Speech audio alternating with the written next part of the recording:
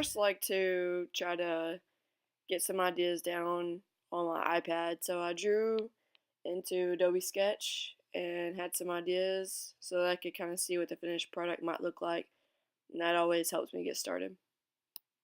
So here's the original helmet, AFX helmet, kind of basic. You first want to start off by masking the inside and taking out the pads. You don't want to leave that stuff exposed in any way because the paint will find a way to get on it. Especially if you hydro dip it, you don't want to get water on there and paint and all that. It's going to mess it up. So you want to tape up the hole where your face is and then the neckline where no water or paint can get in. Here is a picture of everything that I used for this project. So you're going to see all of this in the video at some point. I chose a matte black primer to put on the entire helmet and the visor. The next step I did was to put masking tape all over the surface. I used the really thick kind, the one that's really wide, and it just helped me so I don't have to use so much. And then I drew on it with pencil first and then with Sharpie my ideas, and this ended up changing later, but that's what I had so far before I went and started cutting out the shapes of the stars and the stripes. And then I cut out the parts that I wanted to hydro dip first, which was the left side, and then the right side on the visor I like to do inverted look. So I use an X-Acto knife set. Word of advice, don't cut too deep because you will end up having to repaint that and you won't like it. So don't cut too deep into the surface of your helmet. I didn't know my own strength, I guess, and just went for it. But after the first side was cut out, then I was ready to hydro dip. Just so happens that when I was ready to do my hydro dip, the wind outside was really bad, and so I don't have a shop. So I just set up some plastic bags in the floor and some masking tape, taped it all off. Two of my dining room table chairs, I put some on so it wouldn't get any overspray or whatever on anything. But I found that the tote helped with a lot of that. You didn't have a lot of overspray because it stayed all in the tote. If you have to do this method, make sure that you open up a lot of windows. My house has several windows. I opened them all up. I got a fan out wherein I sprayed. The smell went straight out the window, so it didn't get all in the house and all that.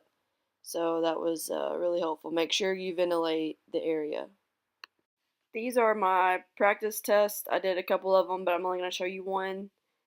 So I recommend that you use warm water. Also, don't buy the cheapest spray paint you can find. The cheaper the spray paint, the cheaper it's going to look, and it doesn't end up very well. So I used Rust-Oleum. Every color I had is Rust-Oleum. I feel like it worked pretty good. Here's what it looked like when I let it dry a little bit out in the sun and took off the masking tape where the stars were. This is the other side. I really like the silver and gray. Looks really cool, especially that metallic silver. When it dried really well and you couldn't feel any wet spots, I went ahead and remasked what I was about to paint white. And I used the little bitty skinny roll to get all my edges on there really nice, and then I used the big roll again to tape up the rest because you don't want any overspray at all. That stuff doesn't come off. You've already done a lot of work on the hydro dip, so you don't want to mess that up. So I taped off what was white, spray painted it white. I don't recommend doing it in grass. I did it grass, however, because I didn't have anything else. And that's what it looked like after the white had dried. So I ended up having to do some Sharpie around the white edges because it kind of bled some.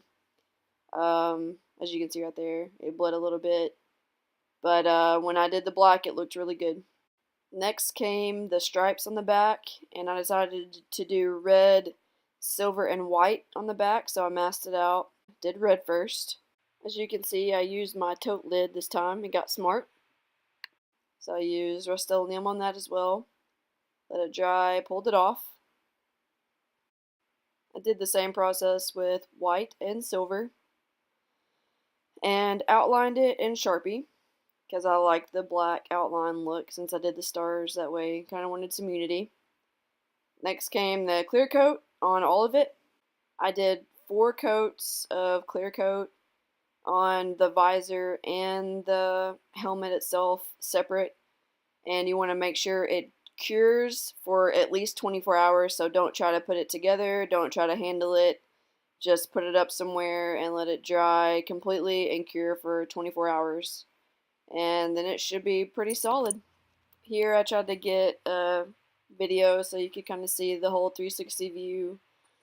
It turned out pretty well. There's a couple of mistakes, but for the first time to do a helmet like this, I was pretty pleased with it. I'm gonna wear it, but I would have done more sanding to start with on the stickers that were originally on the helmet. That would helped a little bit, and maybe again not done it in grass. Don't spray paint in grass. I had some grass get stuck. But overall, I feel like it worked out pretty well, and I'm pretty pleased with it.